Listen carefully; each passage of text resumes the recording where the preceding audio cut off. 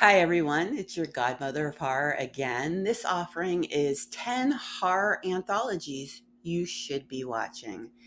As an author who's been published in numerous anthologies and as an editor who's edited anthologies, there is a special place in my heart for this format. I like the idea of artists coming together, synergizing and seeing their different voices being blended together. When I say 10 horror anthologies you should be watching, there's no science behind this. It's simply my sort of emotional pull on ones that perhaps you've not seen. Some of these I'm sure you have seen. I would love to see your comments below. I really enjoyed all the comments on the werewolf films, reminding me of ones that I had missed. Now, I'm going to say, spoiler alert, Creepshow's not included in this. Twilight Zone is not included. Tales from the Hood, some of the major ones are not included. I am familiar with those, but perhaps you'll come up with some that I have not seen and would be interested in seeing. So please leave them below. Next episode is going to be women horror directors, and it's going to be top 10 based on choices they make as directors, not based necessarily on the storyline of the film, but on the directorial choices. So if you don't want to miss that, feel free to subscribe. If you don't feel like committing that strongly, then just check back in later. Number 10 is Body Bags, which was the 1993 offering from John Carpenter and Tobe Hooper, names that are certainly familiar to horror fans. This is old school horror. The anthology is tied together by a worker in a morgue who is like the crypt keeper. He likes to have gruesome horror, gruesome jokes, and there are three stories included.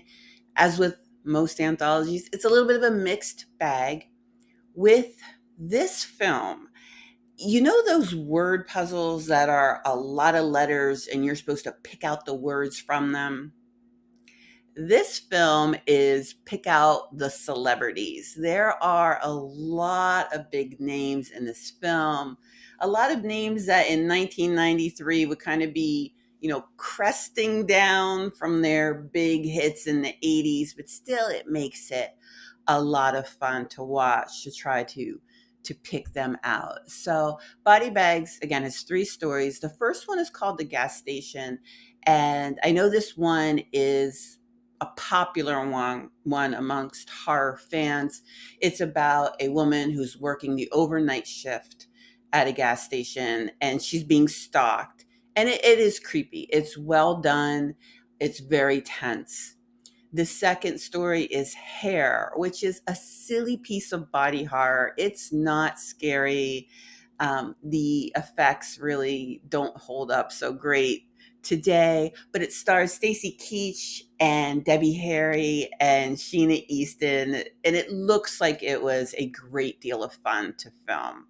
And the third is I, starring Mark Hamill and Twiggy, and I do not like eye torture. I don't like anything with eyes. It freaks me out. So this one was my least favorite, although I really did enjoy Mark Hamill. I thought he was very good. So, I do recommend Body Bags. I recommend going into it with low expectations in terms of the horror, the quality of the horror, even though you would think with John Carpenter and Tobe Hooper it would be a little higher than it was. But go in with those lowered expectations and just want to have a silly goose time because that's what this is. Number 9 is Black Sabbath, which was directed by Mario Bava and was released in 1963. And this made my list because it's hosted and one of the vignette stars Boris Karloff, who is incredibly charming in this. There are three stories again in this offering. The first one is called The Telephone, which is actually creepy and suspenseful. Even though it's an older film, I still found myself kind of nervous about what was going on in the telephone. Looking back on watching it, I think this one could be redone today and be really well received and very, very scary. There are a lot of directions they could take it in 2024. The next story is The Wordalac, which going in, I thought was going to be my favorite because I love vampire mythology and I especially love Eastern European vampire mythology. But it ended up being a little corny. Boris Karloff's in this one. His makeup is atrocious, but he's really camping it up and he's having a grand old time. And that makes it move kind of quickly and makes it enjoyable to watch. And then the third one is The Drop of Water, which again, it's a shame. It's a really good story. The 1963, I don't know, they even have CGI, whatever it was, special effects, I guess, in 1963 are just really bad. And this one again could be redone today and be really good. I mean, really, someone could redo the entire Black Sabbath today, and it would be such a great film. But it is a good one to watch. It's an Italian film. It's nice to sort of see that Italian horror influence that we have today. You could definitely see it in this film. And little known fact, the band Black Sabbath got the inspiration for their name from this film. Number 8 is another oldie. It's 1962's Tales of Terror, which was directed by Roger Corman, and it was written by Richard Matheson. I mean, how can you go wrong with that, right? Richard Matheson, I Am Legend. He went on to do like some of the best Twilight Zone episodes ever. This one is in the list because when I was a little baby godmother of horror, my grandmother and I would watch this together. My grandmother would actually read me Edgar Allan Poe stories, and Tales of Terror is the stories of Edgar Allan Poe that have sort of been adapted and built on. I think people forget that Poe's stories are very short and sort of direct to the action. So in order to make an effective film, even a short film like these three were, you do have to build on to his world. And Tales of Terror was built on in a most loving way. So I love it because I love Poe. I'm a huge Poe fan. Yes, I saw the Mike Flanagan House of Usher, and yes, he did the same thing. He built onto Poe with such tenderness and love that I really appreciate it. So back to Tales of Terror. Tales of Terror stars Vincent Price in all of them. And I mean, if you're going to do Poe, yeah, you're going to have Vincent Price. What more do you want? Richard Matheson wrote them. Vincent Price is in it. What more do you want? Peter Lorre's also in it, and so is Basil Rathbone. So there's a lot of really good horror actors. Vincent Price just chews up the scenery. He's having such a fantastic time. And the three stories are Morella, and then there's one that is called The Black Cat, but it's actually a synthesis of The Black Cat and the Cask of Amontillado. It's cool. This one is so good. If you're not going to watch the whole thing, just watch that one. There is a scene in it where they do wine tasting, and it's Vincent Price and Peter Lorre, and they're trying to like say who has the more sophisticated palate. But Peter is a slush. He's an alcoholic. He's the main character of The Black Cat. And it's super funny. I just saw it again recently and I was laughing out loud, even though I've seen it so many times. It's really, really funny. It's a great, and so the entire story of The Black Cat is just, it's great. It's phenomenal. And the last one is, I always have to read this one because I always mess up this name, The Facts in the Case of M. Valdemar. So give this one a chance, especially on a foggy, dreary day. Number 7 is XX, which is an all-female directed film um, from 2017.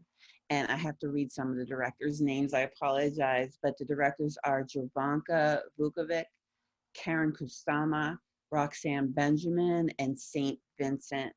And the frame of this, there's not really a plot frame, but there's this sort of creepy stop animation, stop motion filming that's really attractive. I like it. I found it very creepy.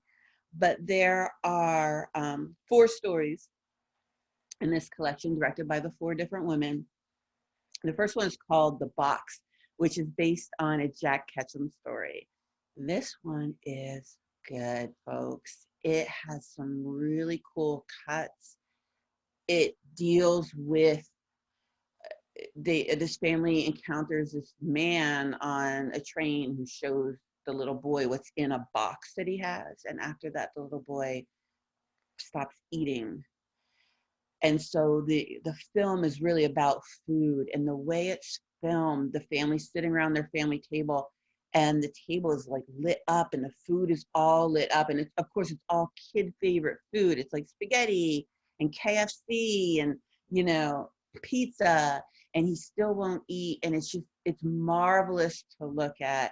I really wanted more from this one. It was really good. I really like what it said about a mother's relationship with her family and her relationship. I'm a Sicilian mother. The relationship of food and family is big. So this one spoke to me. Another one was The Body, which I'm going to just have a confession.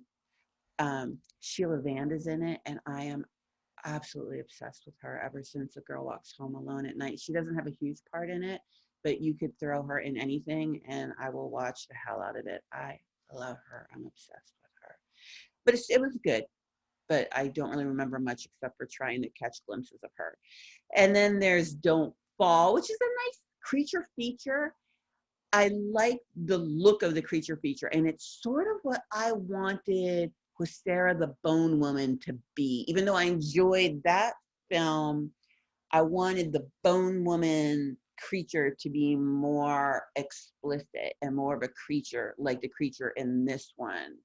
If they could have borrowed that creature, loaned out that creature for the film for Sarah, I would have been very happy about that. And then the last one was Her Only Living Son, which is sort of like Rosemary's Baby grown up. It was, it's pretty cool. I liked it. So all in all, XX, cool offering, 4 dangerous women with 4 dangerous stories. Number 6 is 2012's VHS, which I know many of you have seen. The directors are David Bruckner, Ty West, Glenn McQuaid, Radio Silence, among others. Sometimes I like an anthology that has a really tight frame, and this one does. There is an entire setup for this about this group of guys, gang, if you will, that do a lot of jackass things, but even more insidious than what they do on Jackass. I mean, Jackass is not insidious. These guys are, and they film it. So some guy, finds them and offers them money to break into a house and steal a VHS tape. They get in there, there's a dead body in there, with all of these screens that are just on white noise, and they find a group of tapes, and as they're exploring, different tapes are being put in, and that's what we are watching, are those tapes. And I guess I should say the good and the bad of VHS. Let's start with the good. The good is, I like the way this film came together. It came together the way a written anthology often comes together, where there is a theme set out there, like, hey, we have these guys, and, come up with this. You need to have some sort of visual recording story. And these directors were given then free rein to come up with their vision of that. And despite them not interacting while they were filming, there is this thread going through them. There is this continuity amongst them. Another good is the variety of ways that supposedly these little mini films were filmed. In the first one, Amateur Night, excuse me, the one of the characters has a pair of glasses that have a hidden camera in it. We also have a story that's supposedly on Skype. Now, as the viewer, you're like, well, how did all these end up on VHS tapes? We don't know, but it's just interesting how, some are the handheld camcorders. There's a nanny cam. Like, there's all these different physical cameras involved, which makes it kind of cool. I really liked Amateur Night simply because I like the actress in it who's like, I like you. Like, there's this really creepy actress, and she does such a phenomenal job. I saw this film when it came out in 2012. Every time I think of it since then, she's what I think of. Like, she's the first thought in my head. Her just sitting there going, "I like you." It's rich. It creeps me out. The bad of VHS, and we can't avoid it, is the blatant misogyny. Um, yes, the incel-like men do get their comeuppance in this film. That still doesn't detract from the fact that every actress is showing her boobs or showing her ass at some point, and very often for no reason at all. There's no plot reason for her to like go, woo, be girls gone wild. After a while, it gets a little annoying with this film. But all in all, I enjoy the found footage aspect of it. I am a huge found footage fan. Yes, I will do my top 10 found footage films. This won't be on it. When you mix this in amongst other found footage, I should say probably will not be on it. But I do enjoy it. I have not watched all of the VHS films. I'll be straightforward about that. But this at the time was really, I thought it was really cool. And like I said, I liked all the different ways of creatively finding ways to have found footage within one film. Number 5 is from 2022, and it is The House. This is a cloth animation film written by Enda Walsh, and it is an elegant take on the anxiety of home ownership. It is 3 animated shorts, as I said, cloth animation, all taking place in the same home, but with very different stories. And the first one is, and I have to read these titles, but just to show you how elegant and clever everything is. One is, "And Heard Within the Lie is Spun." And it's about a family that sort of thinks they're getting away with something. They sort of think, you know how everyone has that idea of like, I want to get rich quick. I want that lucky scheme. And they think they're getting it. And there's an adorable child and an even more adorable baby in this story that realize things aren't what they seem.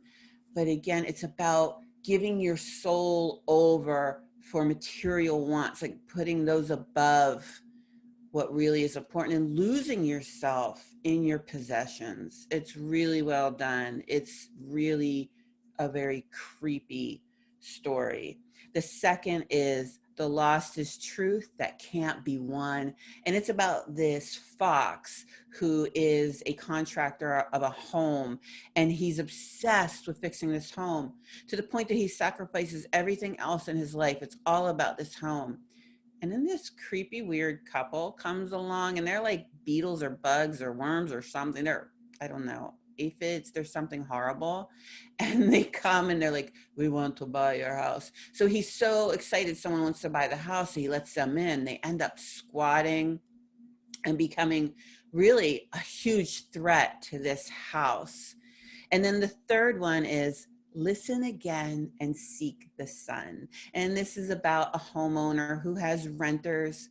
And again, she's all about this house and fixing this house. And she's not seeing how much she's lost contact with the rest of the world. But this one has such a happy ending. It really, I loved it. I loved how it felt to me like it was saying, it's okay to let go. And the godmother of horror approves that message.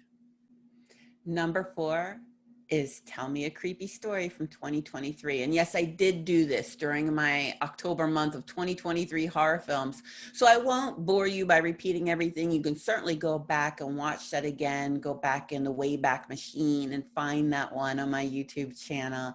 But Tell Me a Creepy Story, I still love it. I love it. I'm a huge fan of The Twilight Zone. I'm a huge fan of Black Mirror. This is better. This just does it better. There are 4 stories.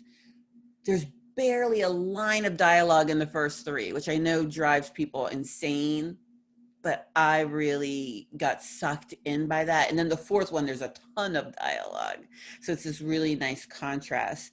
The directors, again, let me read some names here: Samuel Daw, Felix Daubert, Stuart Graham, and Paul Holbrook. There's no frame to this. And it was okay without the frame. It still worked. There's this vibe that goes through it that you don't really need the frame. But the first story is Hungry Joe. Again, I went into this in much greater detail, but this is a gruesome one. Do not eat while you're watching this one. The second one is My Solstice, which is just a clever spin. The title is about the forget-me-not. And if you watch this one, you'll see why. Like, that's such a clever pairing of the title. The third one was my favorite, and that's Red Water. And that is because it is a home invasion film, and home invasion is my favorite horror genre. I love, love, love home invasion. It scares the crap out of me. And the last one's The Good Word, which reminded me of a Flannery O'Connor story. And I am one of the biggest Flannery O'Connor fans that there is. I named a dog after her. So I really like The Good Word. I love it. You know, I've already sung its praises, so I'm not going to be boring and do that again, but I'm just going to continue singing its praises. And if you haven't seen it, see it. I think people are turned off by the title and don't realize how artistic it really is with that dumpy title. Number 3 is Three Extremes. I love Asian horror, and this was a buffet of Asian horror. There is a story from Hong Kong, a story from South Korea, and a story from Japan. The directors are Fruit Chan, Park Chan-wook, and Takashi Mike. Love it. Absolutely love it. Trigger warnings. This is not an easy film to watch. It is not at all. The first story, that's the one from Hong Kong, is called Dumplings. And I apologize that I got hungry watching it because it is gruesome and grotesque. But anytime anyone mentions dumplings, I get hungry. And Bei Ling is in this. She's phenomenal. She's amazing. I know people on the internet were not fond of this. I still enjoyed it. Again, trigger warning, it's about abortion and the desire to stay young. They do not shy away from depicting abortion. So if that's something that would bother you, I would not watch it. But it's really well acted. It's beautifully filmed. The second one was my absolute favorite of the three, Cut. This one was so cool. Again, this was the Korean one. It's about a famous director who he and his wife are being held hostage by a man who was an extra in all 5 of the director's films. And it's clever, it's funny, it's tense, it's gruesome. There's some torture porn in it. But what I loved the most was the reason why they were being held hostage. And there's a theme going on with this little episode that I'm making here, because I'm going to say it reminded me of Flannery O'Connor's A Good Man is Hard to Find. I know I just talked about her at number 4. I'm talking about her again at number 3. I'm not going to talk about her in the next 2, I promise. But it reminded me of A Good Man is Hard to Find in the sense that the misfit in that story by Flannery O'Connor is really going on and on about, like, well, if Jesus was around or not, if what he said was true or not, what difference does it make and what's it do for us, whether we go to heaven or hell? I'm paraphrasing. She said it beautifully. So the man who's holding the director and his wife hostage, he sort of has this same take, and it's really interesting. The director is super successful, married to a beautiful woman. He's handsome. He really is. He's gorgeous. Wealthy. He has everything. And he's super kind and nice. And so the man holding him hostage is like, that's not how it's supposed to be. The wealthy are supposed to be horrible, awful people, and the poor are supposed to be nice. But he's poor, and he beats his wife, and he beats his kid, and he's horrible. And he's like, so what does this all mean? Like, you're going to have the best of everything here on earth, and you're going to have the best in heaven? And so he wants the director to do bad things. So it's so cool. It's so, so, so good. You should watch it. It's so good. And then the third one is Box. We have another Box, just like we had Box and XX. This one's weird. This one's a elegiacally weird. Did I mention it's weird story? Um, Trigger warning. There is some sort of talk of some suggestion, I should say, not even talk of, suggestion of sexual abuse of children.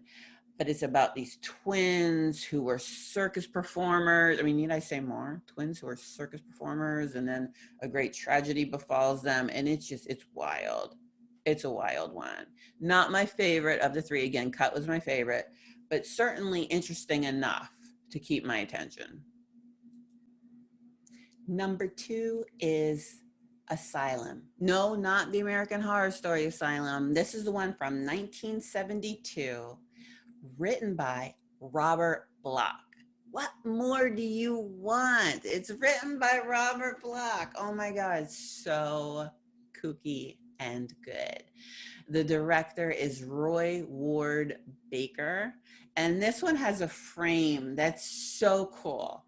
So this young psychiatrist, Dr. Martin, shows up to interview to become the head psychiatrist at this asylum. And he gets there and he's interviewed by another doctor who's in a wheelchair from an accident. He's not born in a wheelchair. He's recently in a wheelchair, and he's sort of apologetic about it. And Dr. Martin said, well, what, did you have an accident or something? And the other guy's like, no, you know what it's like when you work with patients. So the other doctor starts to say, hey, we've got these kinds of patients here, et cetera, et cetera. We need you to be an expert in this type of psychosis. And Dr. Martin says, but wait a minute, I thought I was being interviewed by Dr. Starr. And the guy in the wheelchair says, well, yeah, no, Dr. Starr is actually a patient here. Dr. Starr put me in this wheelchair. And your test, Dr. Martin, is to go upstairs and interview all 4 of the patients that we have and determine which one is Dr. Starr, because, obviously they have psychosis. They're not going to come out and tell you who they are, but you're going to have to filter through their story. And if you can, figure out which one's Dr. Starr, then obviously you have the job. You're that expert. And what's really cool, and I got to give 1972 its credit, I got to give Asylum and Robert Bloch some credit for this. Dr. Martin says, well, of course I'll know who he is. And the other doctor says, he could be a she. And sure enough, 2 of the stories are told by women, 2 are told by men. So good for you, 1972. And so Dr. Martin, all full of himself, yes, I'm going to figure this out. And it's so 70s. Everything looks so 70s. He goes upstairs and meets one of the patients who tells the story Frozen in Fear, which is about a man who kills his wife so he can be with his lover, not realizing that the wife had voodoo connections. The second one is The Weird Tailor. This was a kind of a cool one. This guy comes, this tailor who's about to lose his business from poverty, and said, I'll pay you anything to make the suit. I need the suit for my son. And you know where this is going. You know where all of these are going, but it doesn't matter because it's Robert Bloch. Like, you'll just go on a ride with him. It's perfect. It's fine. The third one is Lucy Comes to Stay. And this one is kind of a kooky one about a woman who had been released from an asylum for some issues, and she has this friend Lucy, but is Lucy in the room with us? We don't really know. And then the last one is Mannequins of Horror, which is also a really cool one. And then there's this twist. I'm not going to give away what happens at the end when Dr. Martin is supposed to reveal the true Dr. Starr. And number 1, Trick or Treat. Yes, Trick or Treat. What an amazing film this is. It defies all expectations. You go into this expecting a traditional horror anthology. It is not. It is anything but. It's beautifully told in this non-linear form. The stories just weave together with this amazing choreography. It's what American Horror Story wishes it were. It's just fantastic. There is a thread going through it in that character, the cute little character here. Sam appears in all of the stories. And at first, as you're watching it, you're thinking, is that like a little kid trick or treating? And then you start to realize, oh, no, no, Sam is not. It is just, like I said, it's one town on Halloween night and the stories that happens to that one town, but it's just so expertly told. It is woven so tightly together. I can watch it every single Halloween, never grow bored with it. I love the decostuming scene. I love the school bus, the principal. Like it's just so tight. It's so tight and it's so well done. Um, the interesting thing for me is that Trick or Treat focuses on the Halloween tradition, but it has become the Halloween tradition. I know so many people who watch Trick or Treat every October just because it is so well done. So even if you're someone who says, you know what, I don't like the anthology format, you'll like this because it's not the anthology format. The stories are there are individual stories, but as you're watching it, it's just kind of slipping in and out of each one in such a seductive way that you really, really will enjoy it. So that is my top 10 horror anthologies that you should be watching. Again, comment below on the ones that I missed. I love seeing your recommendations, and get ready for top 10 women horror directors.